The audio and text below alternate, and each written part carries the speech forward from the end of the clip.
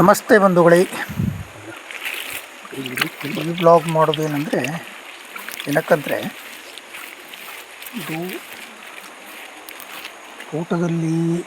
ತೋಟದ ಕಾಲುವೆಯಲ್ಲಿ ನೀರು ನಿಲ್ಲಬಾರ್ದು ಅಂತ ಸೀದಾ ನೀರು ಬಸಿದು ಹೋಗಬೇಕು. ಹಾಗಾಗಿ ಎರಡನೇ ಬಾರಿ ನಾನು ಕಾಲುವೆಯಲ್ಲಿ ಕ್ಲೀನ್ ಮಾಡ್ತಾಯಿದ್ದೀನಿ. ಈ ಸಿಟಿಯವರಿಗೆಲ್ಲ ಅಷ್ಟೊಂದು ಗೊತ್ತಾಗಲ್ಲ, ಅದಕ್ಕೆ ಕೆಲವರಿಗೆ ಮಾತ್ರ ಗೊತ್ತಿರುತ್ತೆ. ಮಲೆನಾಡು ಪ್ರದೇಶದಲ್ಲಿ ಅತಿಯಾಗಿ ಮಳೆ ಬಂದರೆ ಮಾತ್ರ ಬರುವಂಥ ಜಾಗದಲ್ಲಿ ನಾವು ಮಾಡುವಂಥದ್ದು ಕಾಲುವೆ ಅಂದರೆ. ಅಡಿಕೆ ತೋಟದ ಮಧ್ಯದಲ್ಲಿ ಒಂದೊಂದು ಕಾಲುವೆಯನ್ನು ಹೊಡೆದಿರ್ತೇವೆ, 20 ಫೂಟ್ ಬಂದಿರುತ್ತೆ. ಆ ಕಾಲುವೆಯಲ್ಲಿ ನೀರು ನಿಲ್ಲಬಾರ್ದು, ನೀರು ನಿಂತು ಸೀದಾ ಬಸ್ತು ಹೋಗಬೇಕು. ಮಳೆ ಬರಬೇಕಾದ್ರೆ ಸ್ವಲ್ಪ ಹೆಚ್ಚಾಗಿ ನೀರು ನಿಂತರೆ ಅದು ಅಡಿಕೆ ಕೊಳೆ ರೋಗಕ್ಕೆ ನಾವೇ ದಾರಿ ಮಾಡಿಕೊಟ್ಟಾಗ ಆಗುತ್ತೆ. ಹಾಗಾಗಿ ಅದನ್ನು ನಿಲ್ಲಬಾರ್ದು ಅನ್ನೋ ಉದ್ದೇಶದಿಂದ ಕಾಲುವೆ ಮಾಡ್ತಾಯಿದ್ದೀನಿ. ಅಂದರೆ ಕಾಲುವೆ ಮಾಡೋದಲ್ಲ, ಮಾಡಿದ ಕಾಲುವೆಯನ್ನು ಕ್ಲೀನ್ ಮಾಡ್ತಾಯಿದ್ದೀನಿ. ಅದರ ನೀರು ನಿಂತಿತ್ತು ತುಂಬ, ಹಾಗೂ ಕೆಲವು ಕಸ ಕಡ್ಡಿ ಇವೆಲ್ಲ ಇಟ್ಕೊಂಡಿದ್ದು. ಕಾಲುವೆ ಮುಚ್ಚಿದ ಸೀರೆ ಕೂಡ ಅಲ್ಲಿ ತಪ್ಪೋಗಿತ್ತು. ಹಾಗೆ ನೋಡಿ ಬರ್ತಾಯಿದ್ದೀನಿ. ಹಾಗಾಗಿ ಅದನ್ನೆಲ್ಲ ಕ್ಲೀನ್ ಮಾಡ್ತಾ ನೀರು ಸೀದಾ ಬಸ್ ತಗೊಳ್ಳಿ ಅಂತ ಮಾಡ್ತಾಯಿದ್ದೀನಿ. ಹಾಗೆ ಕೆಲವು ವಿಡಿಯೋಗಳಲ್ಲಿ ನನ್ನ ಧ್ವನಿ ಅಷ್ಟೊಂದು ಕ್ಲಿಯರಾಗಿ ಕೇಳಿಸ್ತಿಲ್ಲ ಅಂತ ಹೇಳ್ತಾರೆ. ಯಾಕಂದರೆ ನಾನು ಅಷ್ಟೊಂದು ಜೋರಾಗಿ ಮಾತಾಡಲ್ಲ ಅಂತಲ್ಲ, ಇಲ್ಲಿ ವಿಡಿಯೋ ನೋಡ್ಕೊಂಡು ಮಾತಾಡೋದಕ್ಕೆ ಮತ್ತು ಬೇರೆ ಸೌಂಡ್ಗಳು ಕೂಡ ಇರ್ತವೆ. ಹಾಗಾಗಿ ಸ್ವಲ್ಪ ಧ್ವನಿ ಸಣ್ಣದಾಗಿ ಕೇಳುತ್ತೆ. ಕಾಲುವೆ ಬರುತ್ತಾ ಇದ್ದೀನಿ ನೋಡಿ. ಹಾಗೆ ಇದು 180 ಮಾರು ಉದ್ದದ್ದು ಒಂದು ಬಣ್ಣ. ಇದು 80 ಮಾರು ಅಂದರೆ 8 5 40 400 ಫೂಟ್ ಕಂಪಲ್ಸರಿ ಇರೋದು ಉದ್ದ ಕಾಲುವೆ.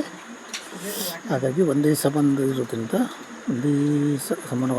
ಅದನ್ನು ಎಲ್ಲೂ ನೀರು ನಿಲ್ಲಬಾರ್ದು ಅನ್ನೋ ಕಾರಣಕ್ಕೆ ಮಾಡ್ತಾಯಿದ್ದೀನಿ.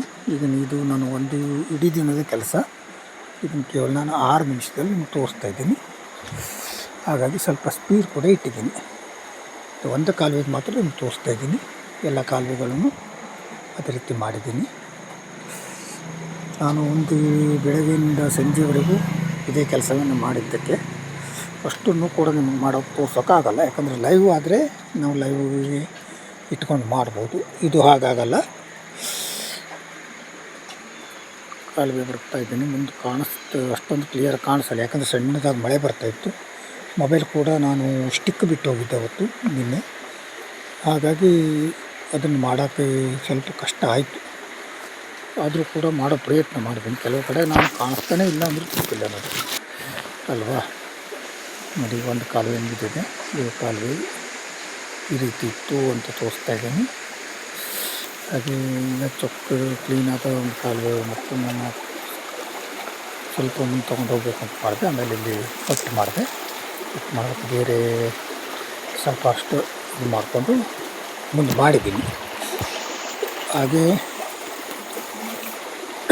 ಅಷ್ಟೊಂದು ಕ್ಲಿಯರಾಗಿ ಕಾಣಿಸ್ತಾ ಇಲ್ಲ ಅಲ್ವಾ? ನೋಡಿ, ಇಲ್ಲಿ ಸೆಟ್ಟಿಂಗ್ ಮಾಡ್ತಾಯಿದ್ದೀನಿ. ಏನು ಮಾಡಿ ಸಿಟ್ಟಾಗ್ತಾಯಿಲ್ಲ, ಯಾಕಂದರೆ ನಾನು ಸ್ಟಿಕ್ ಬಿಟ್ಟು ಹೋಗಿದ್ದೆ. ಇನ್ನು ಸ್ಟಿಕ್ ಬಿಟ್ಟು ಹೋಗಿದ್ದಕ್ಕೆ ಸ್ವಲ್ಪ ಗಿಜಿ ಅದಕ್ಕೆ ಆಗಿದೆಯೇನೋ ನೋಡೋಣ. ಕೆಲವೊಂದಷ್ಟು ಸರಿಯಾಗಿ ಮಾಡಿದ್ದೀನಿ. ಇದು ಈಗ ನೋಡೋಣ. ಹಾಗೆ ಮಳೆ ಕೂಡ ಸಣ್ಣದಾಗಿ ಬರ್ತಾ ಇರೋದಕ್ಕೆ ನಮ್ಮ ಮಲೆನಾಡು ಭಾಗದಲ್ಲಿ ಸ್ವಲ್ಪ ಮಳೆ ಹೆಚ್ಚು. ಇಲ್ಲಿ ನೋಡಿ, ಇದು ಕಾದು ಕ್ಲೀನ್ ಮಾಡಿದ್ದನ್ನು ಕ್ಲಿಯರಾಗಿ ತೋರಿಸ್ತಾ ಇದ್ದೀನಿ ನೋಡಿ. ಇಷ್ಟು ಉದ್ದ ಇದೆ ಅಂದರೆ ಅಲ್ಲಿ ತುದಿ ಕಾಣುತ್ತಲ್ವ, ತುದಿಗೆ ಸ್ವಲ್ಪ ಮಟ್ಟಿಗೆ ಕಾಣುತ್ತೆ ನೋಡಿ, ಇಷ್ಟು ಉದ್ದ ಇದೆ. ಇಷ್ಟು ಕ್ಲೀನಾಗಿ ಸ್ವಚ್ಛವಾಗಿ ನೀರು ಹರಿತಾ ಇದೆ ಅಂತ ಈಗ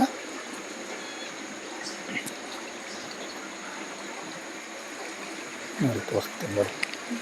ಇದು ಕಾಲುವೆ ಅಂತಾರೆ ನಾವು. 20 ಫೂಟ್ ಒಂದರಂತೆ ಇದು ಇರುತ್ತೆ. ಇಲ್ಲಿ 1 ಎಕರೆ ತೋಟದ ಮಾತ್ರ ನಾನು ಮಾಡಿದ್ದೀನಿ. ಅಷ್ಟನ್ನು ಕೂಡ ನಿಮ್ಗೆ ತೋರ್ಸೋಕ್ಕೆ ಕೂಡ ಆಗೋಲ್ಲ. ಯಾಕಂದರೆ ಒಂದು ಎಕರೆ ಮಾಡಬೇಕಂದ್ರೆ ಕನಿಷ್ಠ 3 ಜನ ಆದರೂ ಬೇಕಾಗತ್ತೆ. ಆದರೆ ನಾನು ಒಬ್ಬನೇ ಮಾಡಿದ್ದೀನಿ ಒಂದೇ ದಿವಸಕ್ಕೆ. ಯಾಕಂದರೆ ಮೊದಲೊಂದು ಸಲ ಮಾಡಿದ್ದಕ್ಕೆ ಅಷ್ಟೊಂದು ಕಸಗಳು ಇದ್ದಿರಲಿಲ್ಲ, ಆದರೂ ಅಲ್ಲಿ ನೀರು ನಿಂತಿತ್ತು. ಅದನ್ನೆಲ್ಲ ಕ್ಲೀನ್ ಮಾಡ್ಕೊತ ಮಾಡಿದ್ದೀನಿ. ಇದು ನೋಡಿ ತೋಟದ ಇದು ಒಂದು ಸೌಂದರ್ಯ ತೋರಿಸೋಣ ಅಂತ ಅಂದ್ಕೊಂಡೆ. ಈ ಬ್ಲಾಗ್ ನಿಮ್ಗೆ ಇಷ್ಟ ಆದರೆ ಶೇರ್ ಮಾಡಿ, ಕಮೆಂಟ್ ಮಾಡಿ, ಸಬ್ಸ್ಕ್ರೈಬ್ ಮಾಡಿ. ನೋಡಿ ನೀರು ಹರಿತಾ ಇದೆ ಈಗ ಅಲ್ವಾ, ನೋಡಿ ಸುಟ್ಟು ಹೋಗಿ ಈಗ ನೀರು ಎಲ್ಲೊಂದಿಲ್ಲದೆ ಸೀದಾ ಬಸಿದು ಹೋಗ್ತಾಯಿದೆ. ಇದು ಅಡ್ಡಗಾಲದಿಂದ ಹೊರಿತಾ ಇರೋ ನೀರು. ಇಷ್ಟು ಜೋರಾಗಿ ನೀರು ಬರ್ತಾ ಇರೋದಕ್ಕೆ ನೋಡಿ, ಈಗ ನೋಡಿದ್ರಲ್ವ ಕ್ಲಿಯರಾಗಿ ಇಲ್ಲಿ ಕಾಣುತ್ತೆ ನೋಡಿ. ಯಾಕಂದರೆ ಇಲ್ಲಿ ಕೈಯಲ್ಲಿ ಹಿಡ್ಕೊಂಡು ಮಾಡಿದ್ದು. ತೋಟಗಳನ್ನು ತೋರಿಸ್ತಾ ಇದ್ದೀನಿ. ಇದು ಜಾಯಿಕಾಯಿ ಮರ, ಲವಂಗದ ಮರ, ಅಡಿಕೆ ಗಿಡ ಎಲ್ಲವೂ ಕೂಡ ಇದೆ. ಮೆಣಸಿನ ಬಳ್ಳಿ, ಅಡಿಕೆ ಮರ ಕಬ್ಬಿತ್ತು.